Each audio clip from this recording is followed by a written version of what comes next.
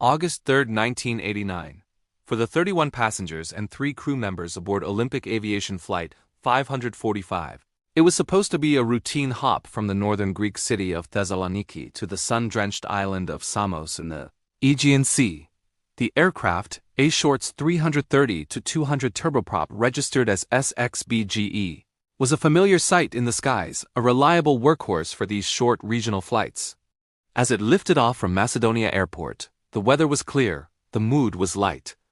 The crew, led by experienced pilots well acquainted with the challenging terrain of the Greek islands, planned a visual approach, relying on their eyes to navigate the final leg of the journey. The flight was just under 400 miles, a pleasant 90-minute trip over the sparkling sea. Everything was proceeding exactly as planned. But as the plane neared its destination, a silent, deadly trap was forming. Samos is an island of dramatic beauty, defined by its rugged landscape. Dominating its western end is Mount Kirkis, a colossal peak rising over 4,700 feet into the sky. On that fateful afternoon, this majestic mountain was being swallowed by a thick, swirling blanket of fog and low clouds. The clear skies the flight had departed under were a distant memory. The weather conditions over Samos had deteriorated rapidly, shifting from clear enough for a visual flight to a situation demanding reliance on instruments alone. This shift, from what pilots call visual flight rules, or VFR, to instrument meteorological conditions, or IMC, was a critical turning point. The pilots of Flight 545 were operating under VFR, meaning they were navigating by sight.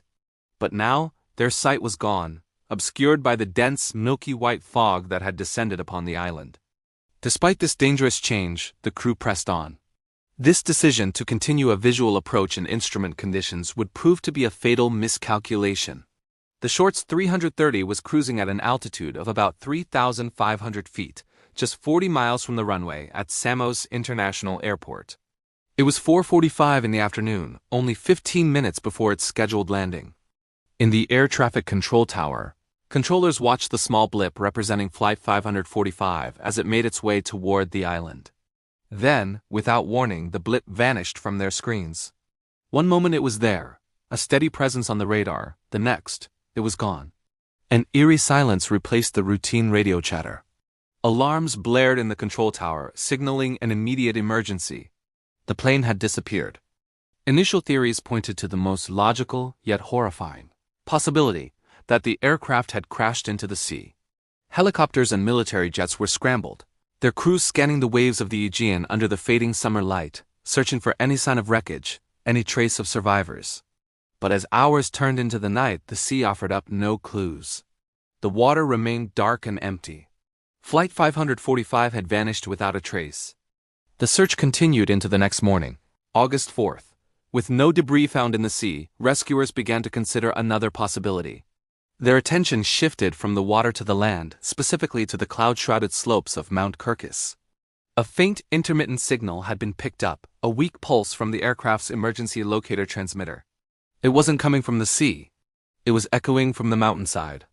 Army rescue teams were dispatched, beginning a grueling climb up the steep, treacherous terrain. They'd battled the same thick fog that had likely doomed the flight, their progress slow and arduous.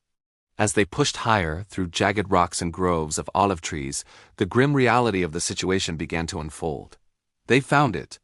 The twisted, shattered wreckage of SBGE was strewn across the mountainside. The fuselage was splintered, its metal skin ripped apart by the sheer force of the impact. The scene was one of absolute devastation. The investigation would later reveal that the plane had collided head-on with the mountain. It had deviated about 4 nautical miles off its intended flight path during a turning maneuver, flying directly into the rising ground it couldn't see. The impact was instantaneous and catastrophic. The aircraft, flying at high speed, erupted into a massive fireball, consuming the cabin and everything within it. There were no survivors. All 34 souls aboard the holidaymakers, the locals returning home, the dedicated crew perished in the smoldering ruins. The idyllic island flight had ended in an unimaginable tragedy, high on the misty flanks of Mount Kirkis. The search for answers began almost immediately as a nation tried to comprehend how this could have happened. Investigators from Greece's Air Accident Board arrived at the remote crash site, joined by international experts.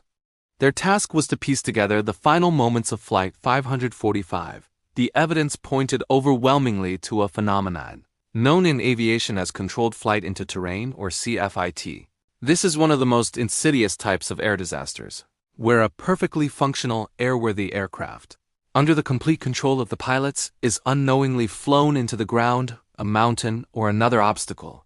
There was no mechanical failure, no engine trouble. The Shorts 330 was operating perfectly.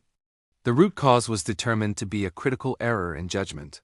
The pilots' decision to continue their visual flight approach even after the weather had turned severe, creating instrument-only conditions. This was compounded by other factors. The radar coverage over that part of the remote island was inadequate, and air traffic controllers had not been able to provide a timely warning to the crew that they were dangerously off course and heading straight for the mountain. It was a chain of events where each link led closer to disaster. The aftermath of the crash sent shockwaves through Greece and the global aviation community. Olympic Aviation, the regional subsidiary of the national carrier, Olympic Airways, immediately grounded its fleet of Shorts 330 aircraft for rigorous safety inspections. Across Thessaloniki and Samos, communities were plunged into mourning. Vigils were held for the victims, whose lives were cut short in the most horrific way. The tragedy of Flight 545 became the deadliest accident in the entire history of the Shorts 330 aircraft.